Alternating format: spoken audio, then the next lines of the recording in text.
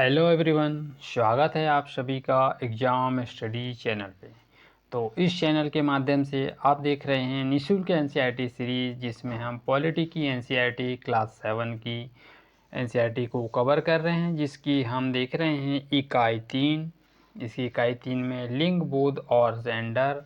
लिंग क्या है, बोध, लिंग और बोध के बीच में क्या क्या अंतर है, इसके बारे में हम देख रहे हैं, जिसमें हम देखेंगे चैप्टर 4 का पार्ट 2, जिसमें लड़के और लड़कियों के रूप में पार्ट 2 है। चलिएगा फिर स्टार्ट करते हैं। हम हमारी जो अधूरी कहानी थी उसको हम पूरा करते हैं इसके माध्यम से। तो महसूस करती थी और दिन भर का सारा काम नहीं करती थी। क्या हम कुछ सम्मानजनक व्यवहार इनके लिए योग्य नहीं मानते? तो इस तरह से वह पूछती है। तो वास्तव में हम जिसे अपने घरेलू काम कहते हैं, मतलब कि जो हमारा घर का काम होता है उसे हम घरेलू काम कहते हैं। इसमें अनेक कार्य भी होते हैं, सम्मिलित रहते हैं। इसमें से कुछ कामों के बहुत अधिक शारीरिक परिश्रम भी लगता है। जो घर का काम होता है उसमें बहुत अधिक मेहनत या परिश्रम लगती है। जैसे कि ग्रामीण और शहरी क्षेत्रों की औरतें, लड़कियां दूर दूर से क्या पानी लाना पड़ता था। करीब आप 3 से 4 किलोमीटर के आसपास में देख सकते हैं कि इतनी दूर से इनको पानी भी लाना पड़ता है। जलाऊ लकड़ियाँ भी लाना पड़ती जंगलों से, और गट्ठा बांध कर अपने सिर पर लकड़ियों को लेकर घर आना पड़ता है। जैसे कि कपड़े धोने का कार्य है, धोने का, सफाई करना है, झाड़ू पोछा आदि उठाने के कार्य के लिए इनकी बहुत ज़रूरत होती है। तो इसमें उठाने के लिए सामान को ले जाना, चलने की ज़रूरत होती है, जो बहुत अधिक काम। जैसे कि खाना बनाने के लिए लंबे समय तक गर्म चूल्हे के सामने खड़ा रहना पड़ता था। मतलब कि खाना बनाने के लिए वह चूल्हे के सामने उनको खड़ा रहना पड़ता था, या बैठ के खाना भी बनाना पड़ता था। जैसे स्त्रियाँ इस तरह के काम करती हैं, वह बहुत सारे, यानी कि बहुत एक इस तरह से काम करने पर वह बहुत ज़्यादा थक जाती, जिससे कि उनका शारीरिक काम भी होता है। मतलब कि शारीरिक काम, इस तरह का शारीरिक काम करते हैं जब वह आमतौर पर आप सोचते हैं कि पुरुष ऐसा काम नहीं कर सकते हैं या कर सकते हैं। जो स्त्रियों का काम होता है वह पुरुष अधिकांशतः बहुत ही कम लोग कर पाते हैं। घरेलू तौर पर आप देखें, देखभाल के कामों पर उनकी पहचान करना, और फिर जिसे हम अपनी महत्व नहीं देते हैं। तो इस तरह के काम लगने वाला उनको बहुत ही ज़्यादा टाइम या समय लग जाता है इस तरह से काम करने पर। वास्तव में यदि हम स्त्रियों के द्वारा किए जाने वाले घर और बाहर के कामों में जोड़ें तो पता चलेगा कि कुल मिलाकर स्त्रियां अधिक काम करती हैं। जो कि बाहर जो काम करते हैं उनकी अपेक्षा स्त्रियां जो घर का काम करती हैं वह बहुत ही ज़्यादा कार्य करती हैं। तो इस तरह से वह कार्य करते हैं। तो फिर इसमें हम देखेंगे कि निम्न तालिका में भर दी गई जो सांख्यिकी संगठन द्वारा किए गए विशेष अध्ययन आंकड़े, जो कि 1998-99 पर दिए गए हैं, उनके आंकड़े को देख सकते हैं आप। राज्य स्त्रियों को वेतन सहित कार्य करने के लिए प्रति सप्ताह है। स्त्रियों के आवेदन घरेलू काम के घंटे प्रति सप्ताह, और स्त्रियों को कुल काम के घंटे, और पुरुषों के वेतन कार्य सहित दिए गए प्रति सप्ताह। घरेलू जो यानी कि जो पुरुषों के अवैतनिक है घरेलू काम के घंटे प्रति सप्ताह, पुरुषों का कुल काम घंटे। हरियाणा में 23%, और इसका 30%, यहाँ पर कुछ भी नहीं है, यहाँ 38% है। यहाँ पर पुरुषों का कितना 2% है, पुरुषों का कुल काम घंटे यहाँ पर नैल है, मतलब कि कुछ भी नहीं है। तमिलनाडु में 19 घंटे, यहाँ पर स्त्रियों के अपेतानिक कितना है, इसमें 35% है। स्त्रियों के कुल काम यहाँ पर भी नहीं दिया गया, और पुरुषों की अपेक्षा इनका वेतन 40% है, 40 तक है। इसमें पुरुषों के अपेतानिक इसमें घरेलू काम 4 घंटे, यहाँ पर कुछ भी नहीं है। इस तरह से उनको दिखलाया गया। तो फिर इसमें हम महिलाओं का, यानी जो महिलाओं का काम की समानता, मतलब कि महिला में किस तरह के जो काम हैं उनकी क्या समानता है, इसके बारे में अब देखते हैं हम। तो इसमें हमने देखा कि महिलाओं को घरेलू देखभाल के कामों में ज़्यादा महत्व देना एक परिवार का मामला नहीं है। मतलब कि महिलाएं जो है वह घरेलू काम में ज़्यादा उनकी देखभाल करने का यह परिवार का मामला नहीं है। तो फिर इसमें यह स्त्रियां पुरुषों के बीच में असमानता की एक बहुत ही बड़ी सामाजिक व्यवस्था का भाग है। कौन? स्त्रियां। इसलिए उनके समाधान हेतु कार्य करना होता है। तो जैसे कि हम अब इसमें आगे देखते हैं, तो आगे हम इसमें देख सकते हैं कि किस तरह से महिला हैं, बच्चों हैं और उनको किस तरह से समझाते हैं। तो किए गए कार्य में केवल व्यक्तिगत परिवार जो कि पारिवारिक स्तर पर नहीं है वरन शासकीय स्तर पर भी होने चाहिए। हम जानते हैं कि समानता हमारे संविधान का एक महत्वपूर्ण सिद्धांत है। क्या है? समानता ही संविधान का एक महत्वपूर्ण सिद्धांत है। जो संविधान कहता है कि स्त्री हो या पुरुष हो उसमें कोई भेदभाव नहीं किया जा सकता, क्योंकि संविधान के नज़रिए से देखें तो हम स्त्री और पुरुष दोनों एक समान हैं। तो इसमें स्त्री पुरुष दोनों के आधार पर भेदभाव नहीं किया जा सकता। वास्तव में लिंग भेद भी किया जा सकता है, मतलब कि वास्तविकता में लिंग भेद किया जाता है, परंतु यह नहीं करना चाहिए। सरकार और इसके कारणों के बीच समझाने के लिए एक स्थिति जो कि सकारात्मक निदान ढूंढने के लिए वचनबद्ध है। और उदाहरण के लिए हम देख सकते हैं कि सरकार जनता की है और बच्चों की देखभाल, घर के काम का बोझ कौन किसके ऊपर रहता है?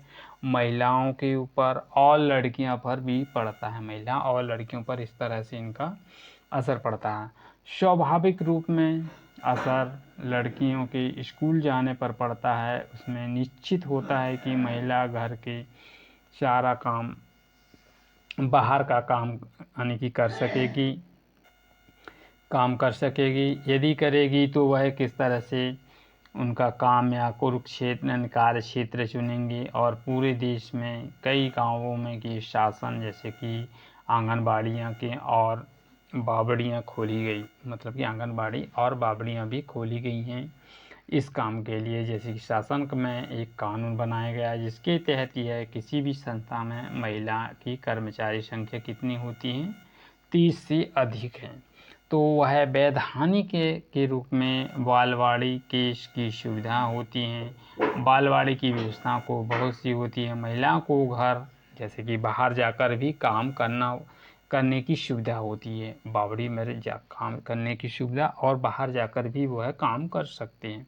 तो इसमें बहुत सी सारी लड़कियां जो स्कूल जाना संभव हो सकता है, जिससे कि लड़कियों को स्कूल में जाना संभव हो सकता है। जैसे कि आप देख सकते हैं SDG, मतलब कि सस्टेनेबल डेवलपमेंट गोल का इसका गोल नंबर 5 है, जिसमें जेंडर इक्वलिटी मतलब कि सभी को समानता से यानी कि लैंगिक समानता से सभी को समानता के रूप में देखा जा सकता है। इसमें कि किसी को भी भेदभाव नहीं किया जा सकता।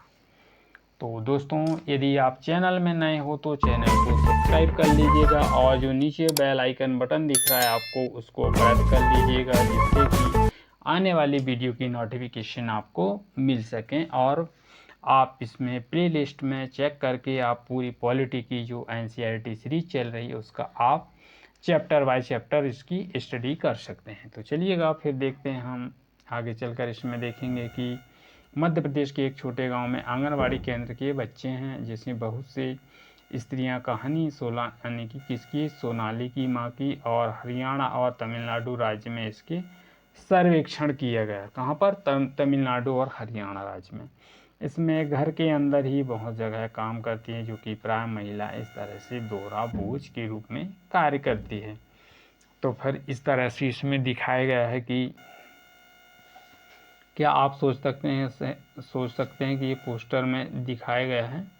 यह पोस्टर पश्चिम बंगाल की महिला में एक सामान बनाया गया है, जिसके आधार बनाकर इसमें कोई मतलब कि अच्छा सा नारा तैयार कर सकते हैं, इसमें जो दिखलाया गया है।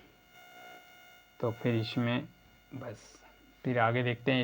इसमें कुछ क्वेश्चन है जिसके बारे में हम अभी थ्योरी में देखा, उसी से रिलेटेड है, इसको आप आंसर कर सकते हैं। जैसे कि इसमें साथ में दिए गए कथनों पर विचार कीजिए कि और यह बताइए कि यह सत्य है या असत्य है, इसके बारे में उदाहरण देकर समझाइए। तो घर का काम का जो अदृश्य होता है, कोई मूल नहीं चुकाया जा सकता, इस काम को शारीरिक थकावट कहते हैं। मतलब कि स्त्रियाँ जो होती है वह घर का काम का जो कार्य करती है उसका कोई मूल्य नहीं होता, ना ही उसका कोई महत्व होता, इसके बारे में दिखाया गया। इसमें आप देख सकते हैं। फिर हम इसमें देखते हैं संकलन शब्द की कौन कौन सी संकलन शब्द हैं, उसके बारे में हम बात कर लेते हैं। अस्मिता पहचान, यह एक प्रकार का स्वयं के होने यानी कि अपने अस्तित्व के प्रति जागरूक का भाव। एक व्यक्ति का कोई अस्मिता हो सकता है। उदाहरण के लिए एक ही व्यक्ति, एक लड़का, बहन, संगीतकार की तरह अस्मिता जा सकता है। इसमें अब दोहरा बोझ क्या है? शाब्दिक रूप में इसका अर्थ है कि दो का गुना वजह, यानी कि 2 गुना वजन होना। सामान्यतः इस शब्द में महिला के काम स्थितियां को समझने के लिए प्रयोग किया गया है और इस तत्व को स्वीकार करता है। महिला आमतौर पर घर के भीतर या घर के बाहर दोहरा काम को संभालती, मतलब कि महिला जो होती है वह घर के अंदर का तो काम करती वास्तव में वह घर के साथ साथ बाहर का भी काम करती है। जैसे कि महिलाएं हैं, कुछ महिलाएं जो जैसे कि नौकरी करती हैं, नौकरी करने के साथ साथ नौकरी तो करती हैं बाहर जाकर, फिर घर में आकर घर का भी काम करना पड़ता है। तो इस तरह वह दोनों तरह के काम करती हैं। जैसे कि मजदूर महिला को भी देख सकते हैं आप, वह मजदूरी में भी जाती है, फिर घर में आकर घर का खाना बनाना और अदर काम भी कार्य करती हैं। तो फिर इसमें देखभाल के अंतर्गत अनेक काम आते हैं, जैसे कि संभालना, ख्याल रखना, पोषण करना आदि। स्त्री के कार्य के अतिरिक्त इसमें भावनात्मक भी सम्मिलित पहलू हैं। अब फिर इसमें अमूल्यता क्या है? जब कोई काम करने के लिए अपेक्षित मान्यता या स्वीकार नहीं कर पाता, मतलब कि नहीं पाता, उसको स्वीकार नहीं पाता, तो वह स्वयं अपने अमूल्य महसूस करते हैं। उदाहरण के लिए देखेंगे कि अगर कोई लड़का अपने मित्र के सामने घंटे सोचकर विचार कर खोज की एक उपहार बनाता है तो उसके मित्र देखकर कुछ ना कुछ उससे कहेंगे और यह पहला लड़का का क्या अमूल्य महसूस करता है। तो इस तरह से दोस्तों हमने पसंद आए तो आज चैप्टर 4 लाइक कीजिएगा, शेयर कीजिएगा और आप चैनल में नए हो तो चैनल को सब्सक्राइब करने के साथ साथ बेल आइकन बटन को प्रेस कर दीजिएगा, जिससे कि मेरी आने वाली वीडियो की नोटिफिकेशन आपको मिल जाए। तो मिलते हैं फिर हम नेक्स्ट चैप्टर नंबर 5 के साथ। तो मिलते हैं फिर चैप्टर 5 के साथ। Thank you for all of you. जय हिंद।